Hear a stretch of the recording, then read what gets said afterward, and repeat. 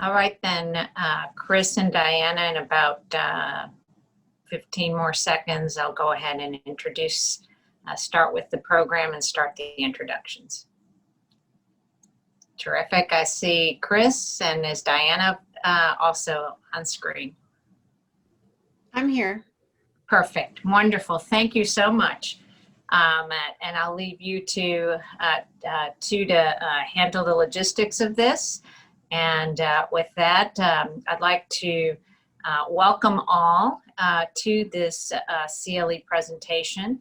My name is Ileana Blanco, and I'm one of the directors on the Hispanic Bar Association, or HISBA, of Houston. And it is a pleasure on behalf of HISBA to present this very important CLE on a topic that is relevant always to our profession, but especially pertinent these days in what we have been experiencing since COVID has increased our use of technology in the last several months. I really and sincerely hope on behalf of HISBA and also the Texas Lawyers Assistance Program that you will enjoy this presentation and learn some very valuable tools through the presentation. If anyone is interested in joining HISBA or has any additional questions about HISBA, please feel free to reach out to any of us on the board. The information, of course, is on the web and on the introduction page to this seminar. And now it is a great privilege and a pleasure to introduce the speakers today, one of whom I've known for a long time, and one who I'm having the pleasure to meet with the rest of you today. And that is Diana Reinhardt, who will be one of our presenters. Diana is a psychotherapist in private practice in Austin and is also a lawyer. While enjoying her work as a commercial litigator for many years, she was drawn to finding ways to help her peers thrive in high-pressure environments. As a consequence, she went on to obtain her master's in counseling and now focuses her therapy practice on supporting professionals interested in self-care, stress reduction, and personal empowerment. The other speaker today is someone that I consider to be a very good friend and someone whom I've worked with on the Texas Lawyers Assistance Program board, and that is Chris Ritter, who is the director of the Texas Lawyers Assistance Program. Chris graduated magna cum laude from Baylor University in 1994 with a BA in political science and philosophy, and a very smart guy, elected to Phi Beta Kappa. See that, there you go. Should have practiced saying that a little bit before today's presentation. But after law school at the University of Texas, he was a trial lawyer in West Texas for over 15 years until he joined TLAP in 2014. Most recently, Chris obtained a master's degree in clinical mental health counseling from Lamar University, and he's been recognized by his peers for his legal accomplishments, including being named a Texas Monthly Super Lawyers Rising Star for 3 times. Chris is also in long-term recovery and has practiced as a solo practitioner and a partner in 2 prominent Texas law firms. His work at TLAP and in pursuit of his master's degree, through that work, he's gained significant knowledge and experience pertaining to mental health and substance use disorders and their treatments. And so these 2 very distinguished speakers will be presenting burnout, technology, and mental health for lawyers, how it affects us and what to do about it. And as part of the presentation, there will also be some focus on the Latinx population, as this is part of the HISBA presentation. And with that, I'll turn it over to Chris and Diana. Thank you so much. And just, let me make sure I'm not on mute. So let me get started with this. And for some reason, okay, let me push this button. For some reason on my screen, I'm not popping up. Oh, I know what I need to do. I am very excited to be here today. I'm convinced that this is one of the most important topics we can talk about for attorneys, because I really don't know many attorneys who haven't experienced some degree of burnout. And I do feel that burnout is something that is a consequence many times of us not knowing really how to manage things like technology, manage boundaries, manage all this stuff. But before I get started, I want to say what an honor it is to be able to present to HISBA. It's really important for TLAP that we be able to be part of organizations and to talk about special barriers and special issues that can really be important when it comes to our well-being. And I can say that after hearing what Ileana just shared, I can say Ileana has been a huge part of TLAP's efforts over the years of improving TLAP. And one of the things that our program is seeking to do is more work for organizations such as HISBA. And I did want to share before I forget, because there's something big that we're doing October 8th. I'm going to put this in the chat right now, because if anyone's interested, I invite any and all of you that are interested to help us. There is a Zoom link that I put into the chat, and I'm putting it to all attendees. And what a wonderful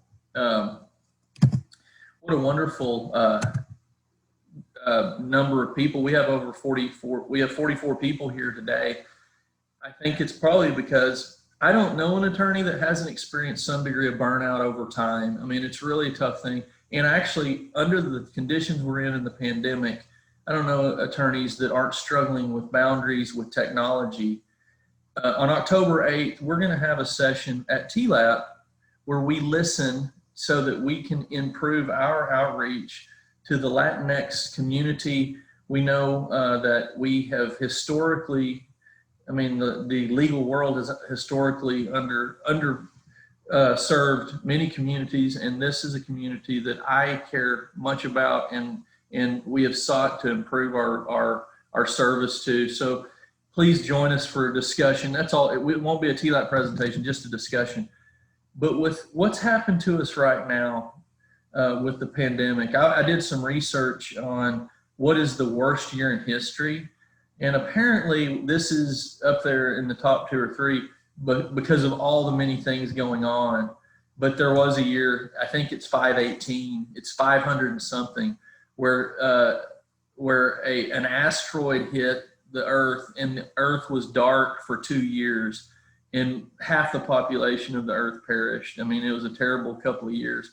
But other than that year, this is pretty much agreed on as being the worst year because of everything, the stress, the isolation, the pandemic, the financial situation. And for attorneys who, you know, our whole career is centered around helping others with their problems, it even causes us to have a heightened degree of anxiety that we're already at the top of the list for all of the stressors. And I'm gonna overview how unique our practice of law is to begin with. But this is a really historic time, and especially for attorneys, because I didn't realize until this. I mean, I have a master's in counseling too, and I'm struggling big time right now to fill back up. You know, normally I didn't realize this before the pandemic.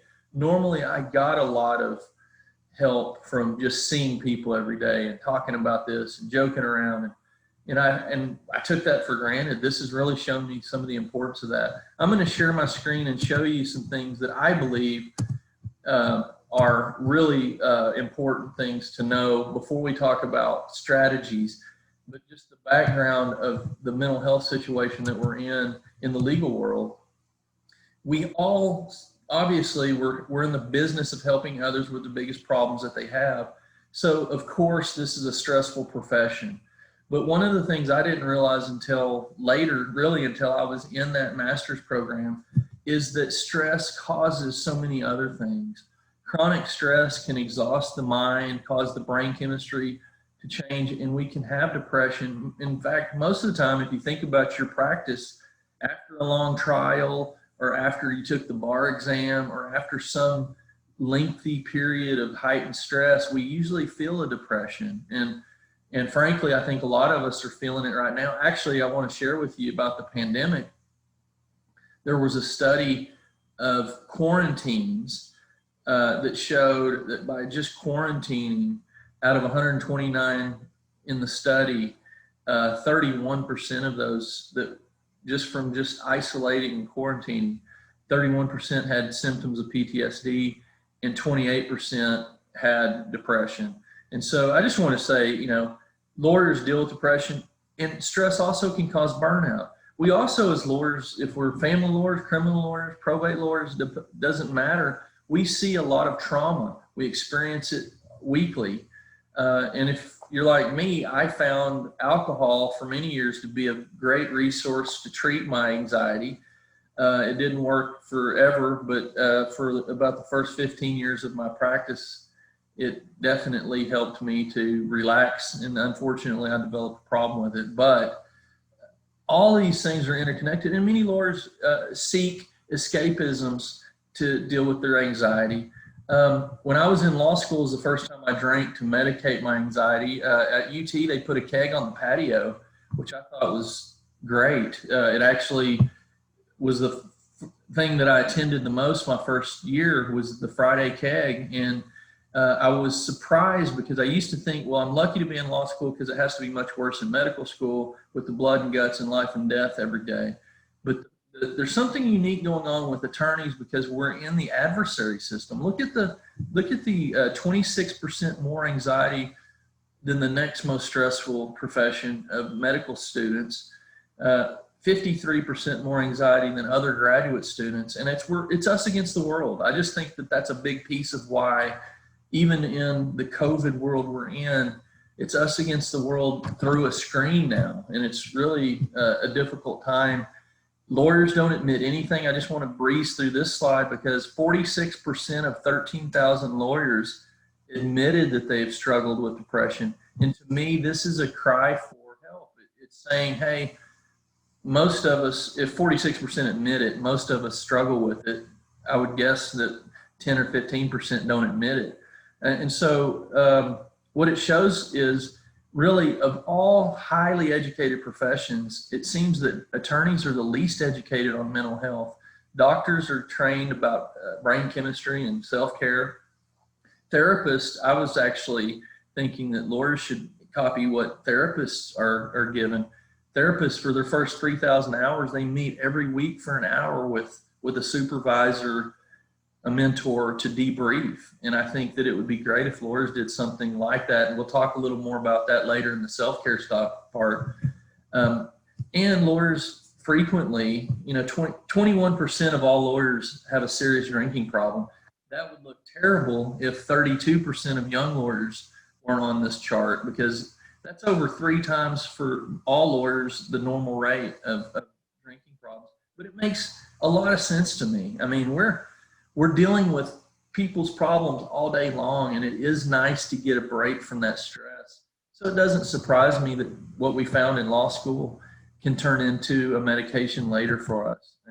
And likewise, some people ask me, well, are we work hard, play hard type people, or is it the conditions of law that affect us with our mental health? And this study is of 500 students before law school, only 8% thought they drank too much. By the third year of law school, 24%. So there is a conditional component. It's not just that we're naturally 24% of us have a problem. And then we drink 2.4 times the drinking problem rate of doctors. I always like to put an asterisk. Doctors don't admit much, because they lose their license immediately with a substance use issue. And they also have the ability to prescribe medication. So they may not necessarily turn as much as us. But there's no question, out of 105 professions in this study, we ranked the first in incidence of depression, which to me, so much has changed since 91. Law schools are now talking about this. Now we're doing programs like this, how to manage and be happy as a practicing lawyer, or at least have a life with stress, but we can manage it and have peace how to do that. And that it's something that we're starting to see, and this program is about that, and law students are starting to learn about this. And then the one thing I wanted to mention before I talk about the technology component in the burnout is one of the huge components to burnout that I've experienced personally is the trauma element. And, you know, if you've done any criminal prosecution or defense, if you've done family law, definitely, and personal injury is something that I did for about 15 years and saw people that were paralyzed or their families that lost loved ones in accidents. We became numb to some of the trauma that goes on. And you've probably heard the courthouse humor. I mean, it's brutal. It's not, but it's a coping mechanism because it's hard to see people that are assaulted and to look at the evidence and to see a person that has been impaled in an accident. I mean, those kind of photographs are things that we have to deal with all the time. And we didn't usually talk about this in law school or at some time about what to do about it. And so these things all contribute to where we are before we arrive even at the current epidemic, the current, here's the kinds of things that we experience with trauma. People seem to diminish, you know, they use the word secondary trauma. I think the secondary trauma in my experiences has been even more devastating to some people than direct trauma. I represented a woman who backed her car over her child and killed her child. That's secondary trauma because she wasn't the one experiencing, but she was the most devastated person I've ever met. And likewise, seeing someone lose seeing a loved one hit by a car, seeing things like this happen, it's secondary trauma, but it's powerful trauma. It's devastating. And Lord, see, when we become friends with our clients and then see a client that shouldn't lose custody of a child or go to prison when they shouldn't, these things devastate us. And most attorneys just stomach that. Other professionals have learned, and we are starting to learn how to process that. I want to say a moment about what studies have shown. Many studies have looked at Hispanic and Latinx mental health statistics. NAMI found that 33% of Hispanic and Latinx adults with mental illness receive treatment compared to the average U.S. number of 43%. Across the board, Latino and Latina people in this country are 20% lower on resources, less likely to be able to get the care they need. Likewise, the flip side of that, look at this study.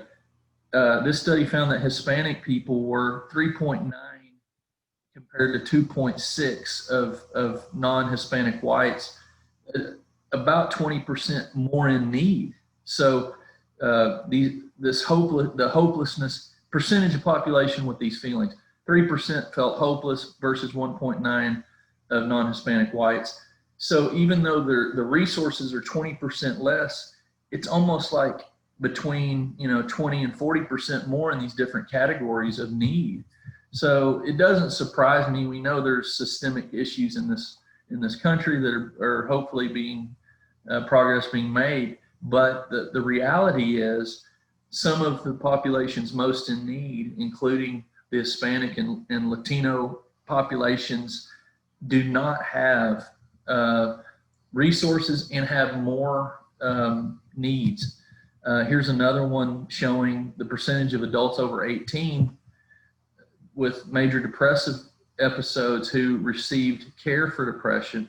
Only 55%. I mean, this is major serious mental health circumstances. Only 55.9% of the Hispanics in this study received the care versus 70.5% of non-Hispanic whites. And to me, this is just, it's instinctive that we know there's a problem. But part of the reason I want to share this is because our program has underserved special populations because it's been in this need to connect to special populations for many, probably since the beginning of it. But these studies show that even though the resources are less, the need is greater. I will say that, just of interest, I think it is interesting, this study does show that Hispanic people to be more resilient than non-Hispanic whites and less likely to die by suicide. And there's many parts of this that are really encouraging about, if we can get mental health care to the populations that need it, the potential is really great for resilience and for well-being. Technology, this is where we arrive at the problems with technology that I think are so overwhelming, comes at a time like this where we're stuck, and it empowers us to practice from our house, but it is causing a lot of harm. It's inundating us with information that basically causes us anxiety, because every 2 seconds our phone dings. Even during this presentation, I've had 3 or 4 things hit me with my phone, and we all have that. As lawyers, even more so. It reminds us of things. It's kind of a constant reminder of our failures. It reminds us, oh, did you do this task? Did you do this? And so we constantly are being interrupted. This presentation originated with a conversation I had with an attorney that practiced mostly before 1980. And he had this idea that the fax machine ruined the practice of law. And I was just thinking, fax machine, that's so antiquated. But if you think about it, can you imagine how uninterrupted we would be to not have email, fax machines, text messages, all of these things that we're constantly bombarded with, notifications and breaking news that's been breaking for the last 25 years. All of these things, it's distracting. It's taking away from our ability to get things done, working on briefs or pleadings or whatever it is. All these things take away from us. I'm going to show you some statistics on this. Impacts, the technology is also impacting our self-concept. And I really feel like when I talk about the impact on our self-concept, I'm talking about social media. If you do the math, if you have 52 friends, actually, let's just say if you have 100 friends, most people have hundreds of quote unquote friends on Facebook or whatever.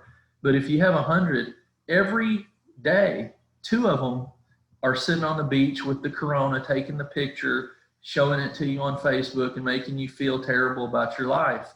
And for me, that's how Facebook feels to me. Like, oh, everybody has such a wonderful life and mine's so difficult. So this is another component of technology. It also wastes so much of our time, and I'll show you some stats momentarily about that we can't even do self-care.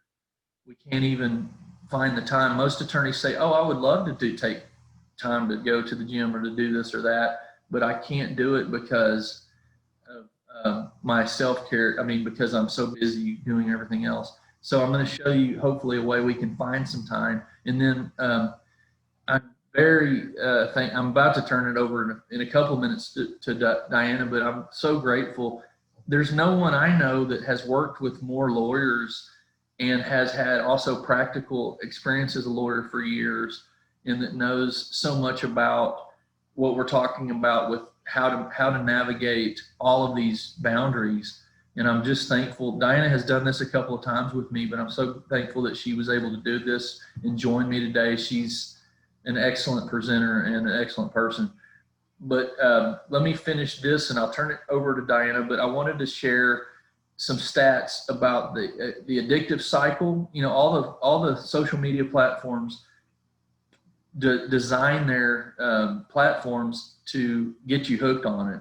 My mother-in-law, I used to kind of worry about, because she was constantly looking to see if anybody liked her post. And I was like, oh my gosh, how can she be like that? Well, I got my heart broken. I posted a picture of my daughter. She's 6 years old, and she had lost it. This is about a year ago. She had lost her first tooth, maybe a year and a half ago. and her tooth, it was the cutest picture. It's like her holding the tooth and all this. And I posted it and nobody liked it. And I was devastated. I was like, what an evil world this is. People like all this other stuff, but they didn't even like my daughter's picture. And I had, I went 2 or 3 days kind of pounding sand about that. And then I remembered, some of you may have experienced this too. I had Googled fly fishing poles or fly rods at work, looking up something for fly fishing, which I never do. But I Googled it, and then I got home, and on my phone on Facebook it had fly fishing rods. It was totally separate computers. It totally freaked me out. And so I got worried about that, and I had adjusted my Facebook settings to where on accident only I could see my posts. And so that whole thing with my daughter's tooth, no one saw it. And so later I was like, oh, okay. But there is no question that I am affected by people's reactions to things like that. And everyone seems to be, if they're in social media. It also prevents us from socially interacting. Young people, one study showed young people are more excited about text messaging than talking. They would prefer text messaging. And I don't know if you've checked lately, look at your phone and look at how many calls you've had versus text messaging. It's way more text messaging. So even though I certainly prefer text messaging with some people, and maybe more and more people, that's what's probably happened to us. We're getting more and more socialized. Lawyers do not spend 25 to 34 hours a week on TV. 26 hours to 36 hours a week on TV. But I want to show you this. Americans are spending almost 8 hours a day looking at television screens alone.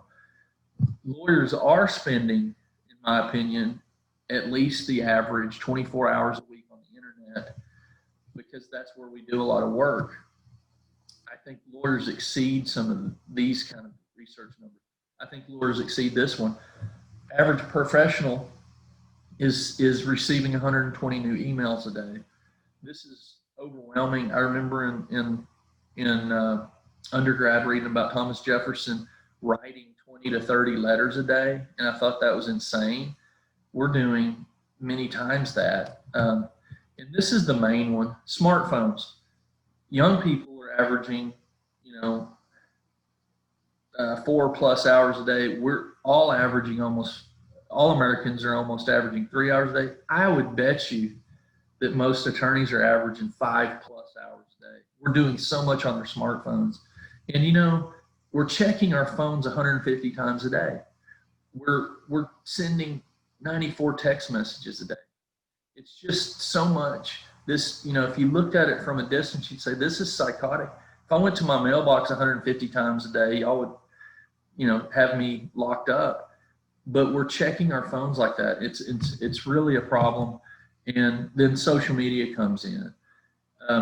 With all of these things, I just want to show you the time. Social media, Facebook's 24 minutes, LinkedIn, 17 minutes average a day. All these things are just sucking our time. And look at the total. If we could just cut out, if we're spending 10 hours on devices, if we could just cut out 30 minutes to an hour somewhere, we could change our lives completely. We could have so much time for self-care. And with that, I'm going to turn it over to my good friend Diana and mute myself, and I'll be back in a little bit. Hi, everybody. It is so nice to be here today. This is the point of the presentation where we're going to talk about strategies that you can use to improve your relationship to technology. And before we get there, I want to preface this by saying that I think a lot of times the trap that we fall into with technology is that technology comes at us and we respond to it. So we get an email, we feel that we have to respond. We get a text, we have to read it and respond. We get a notification on our phone and we have to read it and then figure out what to do next. And so a lot of these strategies are about turning that upside down so that instead of responding to technology, we are in the driver's seat and we are figuring out, okay, what do I want my relationship to technology to look like, and being very proactive about that. So the first slide here on the strategies, next slide, please, Chris, is setting limits. So here are some ideas about how you can begin to set limits with technology. The first one we have here is to consider reducing the frequency with which you check email, and considering something like possibly checking email 2 to 3 times a day. And also letting your clients and colleagues know that and expect that you may be unavailable. And I will get a lot of pushback on this. And of course, there are times as an attorney, it's not practical. You know, if you're working on a brief with colleagues and it's due that day, there's going to be a lot of email traffic throughout the day. But there are times that it's possible, and there are times that we have to be away from email for a large portion of the day. Think about the times, for example, that you're in court, and maybe you're in court the whole day, or maybe you're in court half the day, you know, or maybe you're in a client meeting that takes a long time, or you're in a deposition. Those are all times where it's hard to access email, and you just can't do it sometimes. So it shows that there are times that we're not able to do it, and things are okay. I think a big part of this, like I mentioned, is letting clients and colleagues know, setting that expectation. I know a lot of attorneys who will even use those out of office reminders, not just when they're on vacation, but when they are in depositions or when they are in court, to just say, hey, I'm unavailable for the afternoon. I'll get back to you as soon as possible. The next suggestion here is to limit your time on social media. The example here is 10 minutes per platform per day, and to consider using a timer. And I think that's really critical. I know that when I check Facebook, I can have really great intentions and I can say, I'm going to do it for 10 minutes. And you just fall down that rabbit hole. And it's really easy to do that because, of course, these social media companies like Facebook, they have employees whose job is to figure out how to make it as addictive as possible. And so it's set up through the way it's formatted and the colors, et cetera, to keep us hooked in. The next suggestion here is to monitor your use. That's using something like checking your screen time on your iPhone or using a different monitoring app so that you have an idea of how much you're on there and you can make adjustments. And then finally, consider using the do not disturb so that you can have blocks of time when you're not receiving notifications or calls. And, you know, sometimes as attorneys, we really have to do that. We need big chunks of time to do the heavy lifting on cases, to do important research, to do drafting. And a lot of times what I hear in my work with attorneys, and I see a lot of attorneys in my practice, is that they're so busy during the day on the phone and responding to emails that it's not until the nighttime that they're able to start doing the heavy lifting on their projects. And of course, that setup becomes really difficult because it really starts to eat into your personal time. Next slide, Chris. Okay, so the second set of tips falls into the bucket of disconnecting, finding ways to disconnect from technology. The first one here is turning off notifications. That's things like news alerts, for example. This personally has been a really big one for me. I had an experience on vacation a couple years ago where I was totally unplugged and on the beach and feeling great. And my phone dinged and it was a news article. I remember it to this day. It was about the Bill Cosby trial. And it just shifted my emotional state instantly. And by turning those off, it puts you in the driver's seat of, you get to decide, when do you want to consume the news? When do you want to consume social media, et cetera? So that, again, you're proactive, you're deciding, you're doing it at a time that works for you and not the other way around. Consider not charging your phone by the bed. There is a study I saw recently that gave the percentage of Americans who the first thing they do when they wake up is check their phone. And it was like 75% of people. So most of us in the morning, we don't even give ourselves a break when we first open our eyes before looking at a screen. And if you can charge your phone somewhere else, it really helps you do that.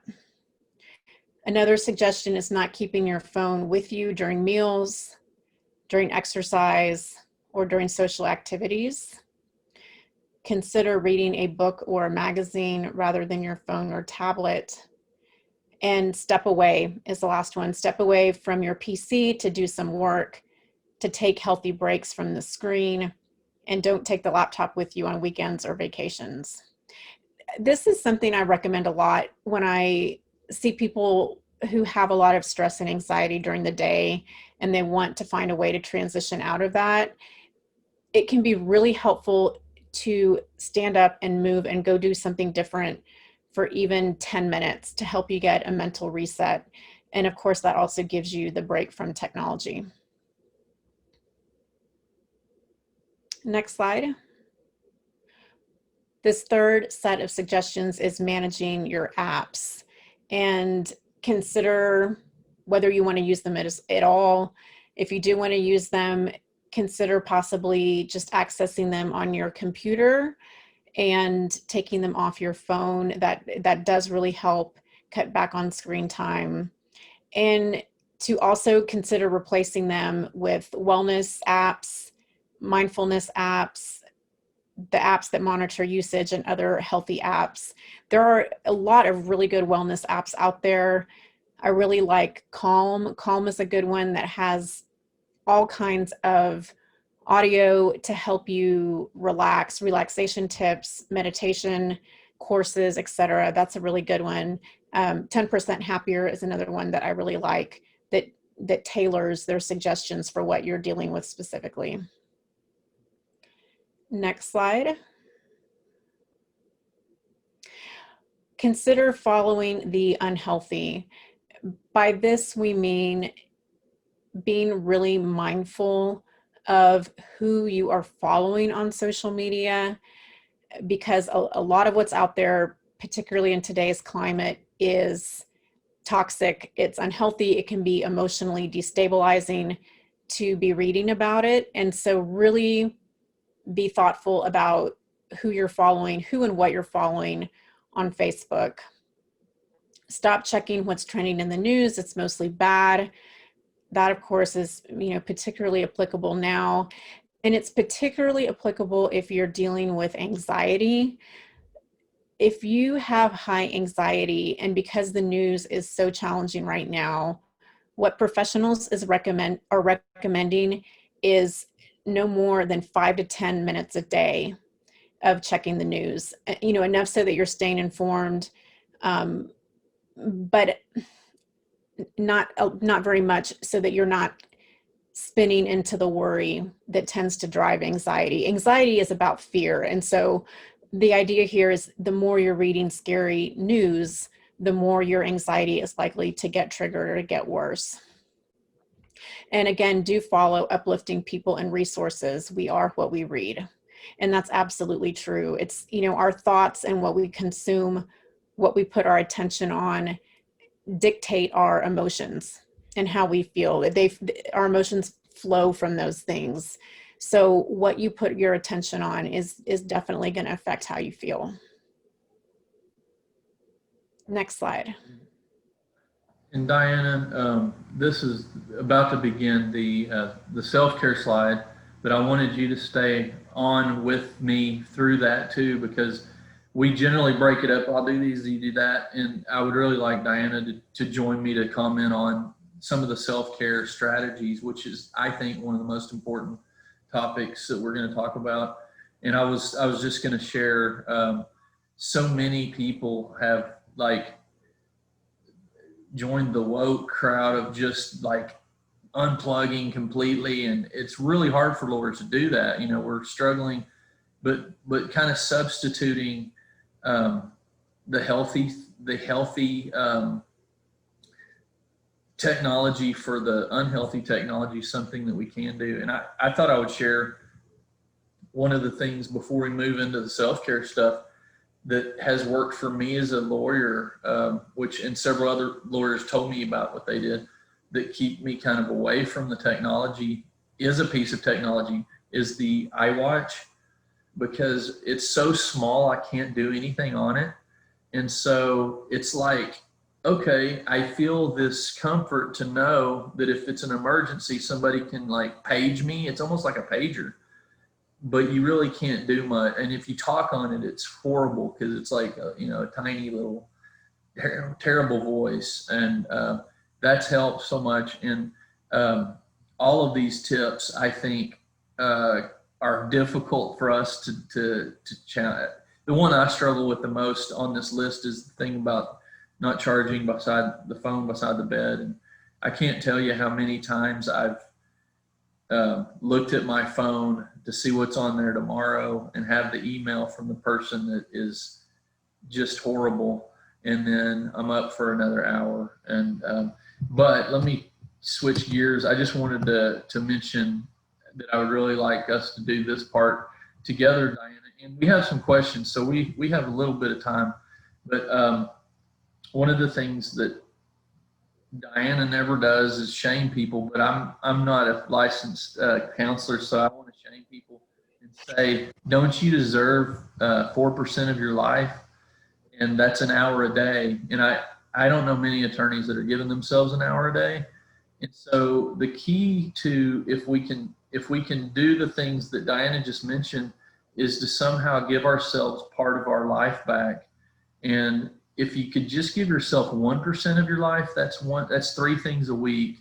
And so on this screen, I'm talking about using your calendar. It's not going to happen just by memory, but if you can use your calendar to schedule 3 things a week for self-care, that's going to make a big difference. And I know I've heard this statement, 1% change can be life-changing. And that really 3 things a week at a time like this, with being isolated like we are, can really make a difference. And scheduling things that are not technology that maybe give us resilience to the burnout.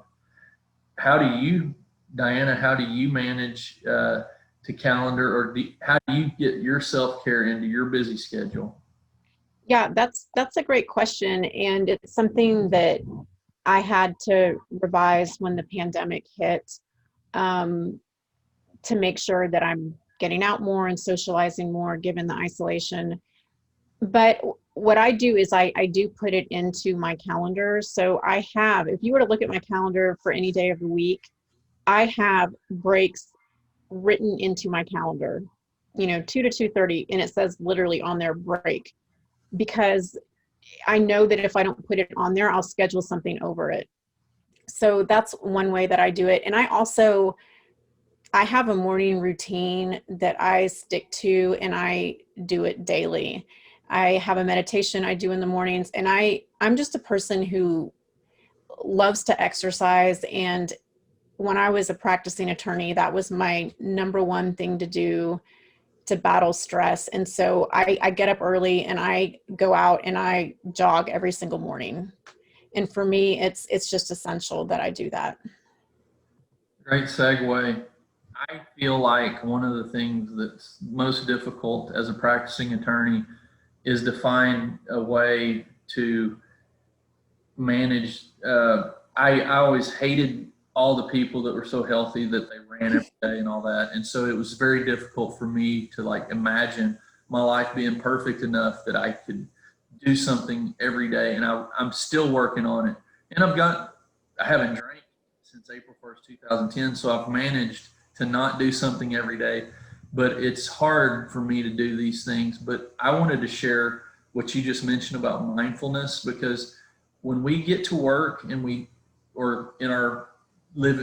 I'm in my dining room right now. If you're in your dining room and you open your email in the morning, the nervous system is triggered. In humans, it's really sad, but in most animals, they just get triggered by actual danger. We get triggered by imagined dangers by reading emails, and our nervous system switches into the sympathetic nervous system. And I'm just blown away by the research on how can you turn off that stress. And in order to turn off the light switch, we have to do something physical, which was always a barrier for me because I can't do anything physical. I'm in the courtroom. But you can breathe. And look at this study. In 2 weeks of focusing on the breath, which is basically meditation, but focusing on the breath as you breathe, in this study, people in the 90th percentile for anxiety reduced to the 57th, almost normal levels of anxiety by doing this. And it's like they just found the way to turn off the light switch on their anxiety. And I was curious, have you ever experienced using breathing exercises? How do you feel about this as a strategy for anxiety and to avoid burnout? I absolutely believe it 100%.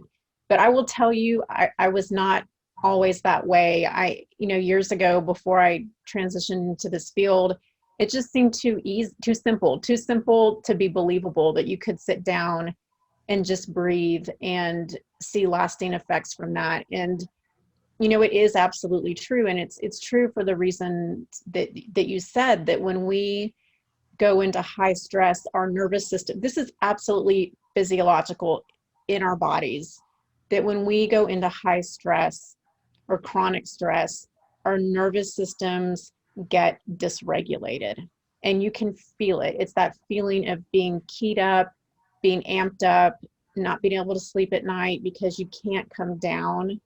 That means your nervous system is dysregulated. And to come out of that, you have to use specific strategies that regulate your nervous system. And we know what those are. And breathing and meditation are two of them. And they absolutely work. They absolutely do. And the science shows it. And for those that may not be comfortable, we have videos, if anybody's interested, on how to meditate or how to do breathing work. UCLA has tons. If you just Google meditation in UCLA, they have tons of free videos. But here's a lot of other things. My granddad used to get stressed and then just leave and come back a few minutes later and be relaxed. I mean, he was in a rage and then he'd come back and be normal.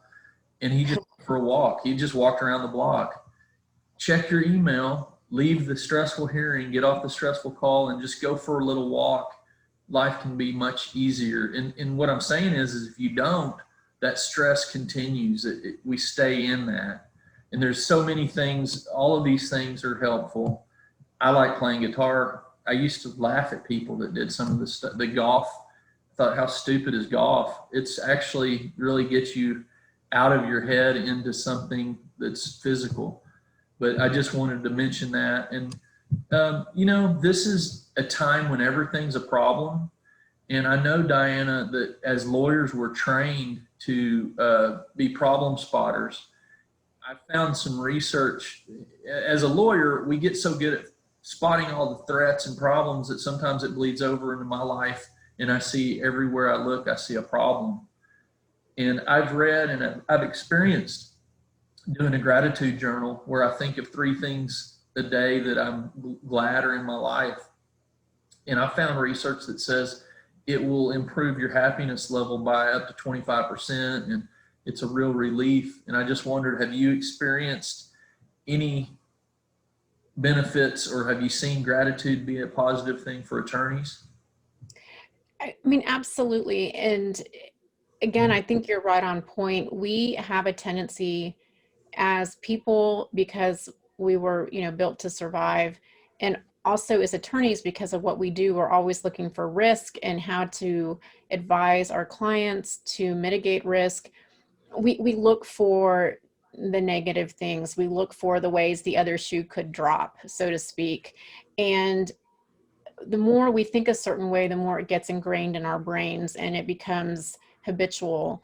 So it's really easy to fall into thinking patterns where you're looking out for the worst case scenario. And what this does is it shifts you out of that. It shifts you into focusing on what is positive and what is good in your life.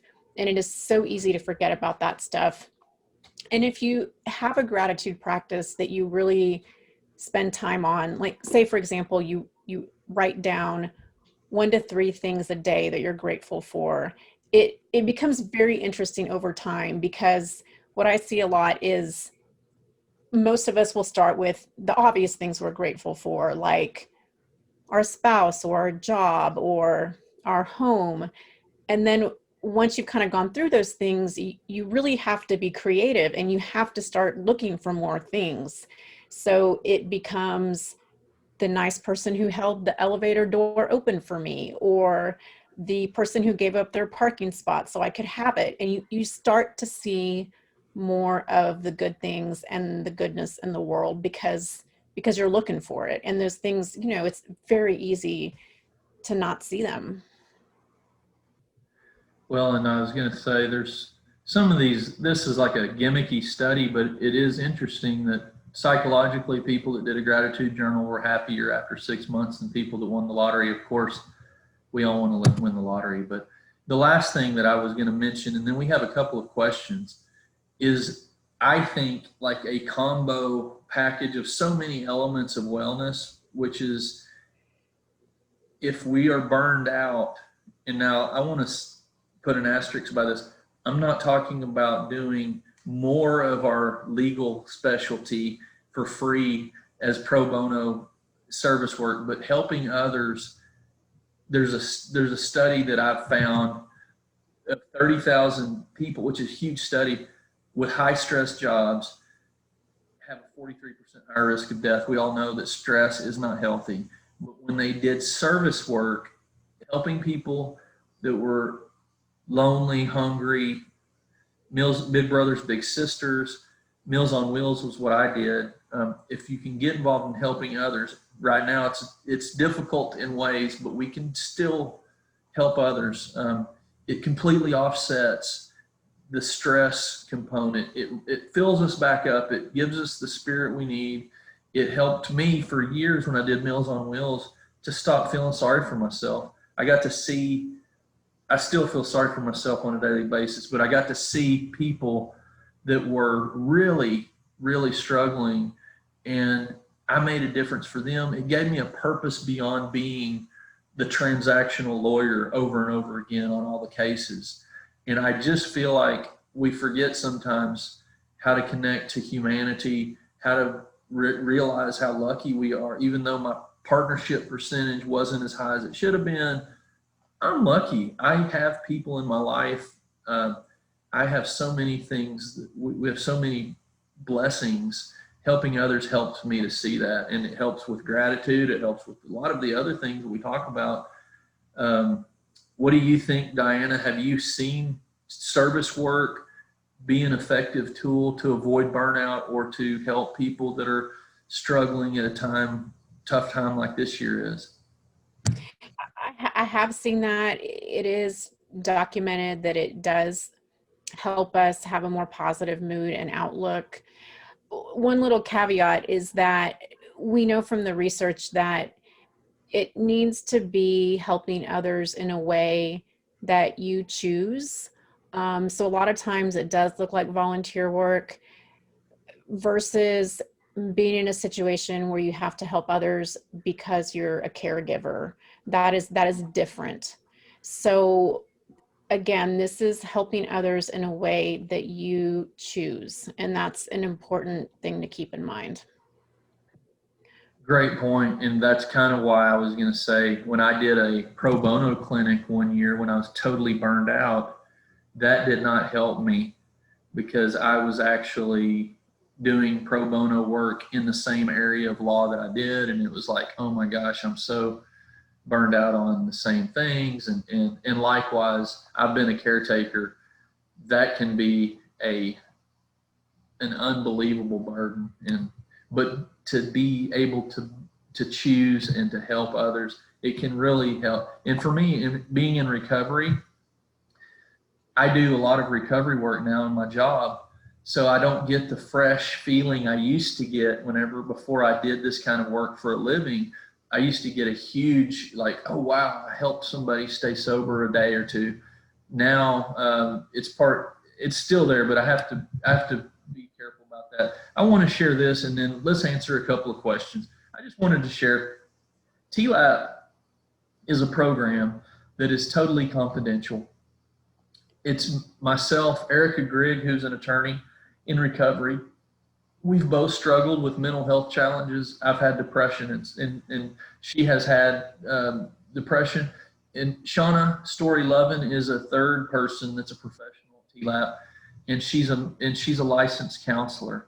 And we don't provide professional services; we provide peer support. But I just wanted to tell you, if you ever know someone that needs help, we can save a lot of time connecting people to professionals like Diana Reinhardt, others that are lawyers, that know what we're about, that know the struggles we have. We can also connect you to peers, peer support groups, and to other many helpful resources. And to be frank, if you're an attorney in Houston and you have a family member that needs something, and you just don't know what kind of therapist or what kind of thing that you might need, feel free to call us. We're happy to share resources. We just want to help people. And if anyone's worried about consequences, just remember, you can call us. You don't have to give us your name. You can call us and just ask us questions. You can call us or text us now. We've improved our accessibility. I want to go to a question or two. I'm going to stop sharing my screen and go to this question and answer, because there were a couple of, oh my gosh, I see that they've been dismissed or something. But let me tell you out of my memory, Ileana, do you? Wait, I've got it, Chris. Okay. One of the questions was, do we think that stigma against seeking mental health care within the Latino population impacts the low number of Latinos that seek help, or is it primarily driven by access to help? And I love this very important question. I think it's both things. I do believe in the legal profession. Some of my best friends are Latinos that have shared with me that they want to, and I love this segue. We're doing a program next Wednesday on a thing that many of us have suffered called imposter syndrome.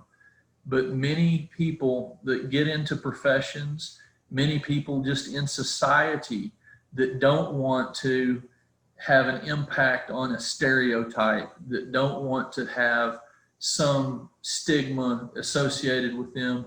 If, I heard Erica Grigg share it this way. She was afraid to share her struggle because she didn't want people to think she was a crazy woman, because she was struggling with depression. And I think that many of us, when we have struggles as professionals, we're trying to uphold a perfect image. And so we aren't wanting to put at risk our image, and that can be a barrier. I have read also every community in various regions of the country has different culture, but many of us here in Texas and many of us with Mexican American cultural history keep things private. We don't talk about things publicly, and sometimes that's a barrier for mental health. Or we talk with our priest, but many of us have different things like that can impact it. But I believe one of the most important things is that we have not given adequate attention to the importance of the resources, making those available. And that's a historic barrier. And I think that because of it's never been available, looking at all the other possible reasons, I think let's make it available and then figure it out. But yes, it's a great question. And Diana, what do you think about that question? I think that it is both. And yes, there is less of an inclination in the Latino population to seek out mental health care from a professional. And I do think it's driven by access too. I mean, we know that mental health care, just like medical care, it's not equally available in all communities. It's just not. I mean, we're seeing that play out right now with the pandemic, unfortunately. So I do think it's an access thing. And I could go on about this question and also the next one. There's another really Yeah. great question in here, but I do unfortunately have to sign off for today. I was just going to say, I'm going to type my email into the chat box. And if anybody wants to email me after the presentation or even call me, you're welcome to do that. Yeah, So I'll go and ahead thank put you so that in much, right now. Diana, and thank you, Chris. I know Diana's going to be responding to that second question when possible. And the second question, just so that everyone is aware of it, and I think it's very important, it has to do with appearances. You see people who seem that their environment would indicate that they should be happy, that they should be doing very well, but in fact are anxious or depressed. And that's a good segue into death by suicide, which is another issue that is very prevalent, unfortunately, in our profession, and which TLAP also has some resources for. So unfortunately, we've lost Diana, but she did provide her number in the chat box. And also, I know Chris sent a chat to the participants. You can either submit for CLE credit or feel free to let me know if you participated, and HISBA will get it submitted to you. Feel free to email me at ileanca.blanco@us.dlapiper.com. Chris, have you been recording this? Because I think people want to know if this will be available in a recorded fashion. It is recording, I believe, and I'll have to get off to make sure that it worked. But I will say, I just for 10 seconds want to say something about that question too, because many people appear to be happy, appear to be like going through difficult times and nothing bothers them. But I can't tell you how skilled lawyers are at putting on a front. And there are many attorneys that have died by suicide that people were like, oh my gosh, that person seems so happy. But I wanted to share this. If you ever see a colleague that their behavior changes, it can be even a flat behavior that becomes more excited. I've heard the phrase, let's stop minding our own business and start asking questions to our colleagues, even though we might want to be respectful and get aside to where we're on the side in a private place, but ask, hey, are you doing okay? What's going on? And I can't tell you enough about how, I want to say one fact, asking someone if they're thinking, if you see somebody very depressed, if they're thinking about suicide is a very important thing, and it never gives them the idea of doing it. And I've asked it many, many times, and no one's ever been offended. They've chuckled. They say, oh, I'm not that bad. But those many people that have, it relieves them. And so I'm so glad that that question was asked. And I'd be happy to come back and do any other topics y'all would ever have us do. This is a great privilege for us, and I'm glad that we're here. And I think, let me see if there's any other. Yeah, it is recorded. It is recorded. So I'll make this available and send it to you, Ileana, and we may post it, if with your permission, somewhere on Certainly. Okay. Certainly. Thanks so much, Chris, and thank you to all the participants. Again, it's been a real privilege, and I think very helpful for people, especially during these times. So that will conclude our CLE, and many thanks again. Bye-bye.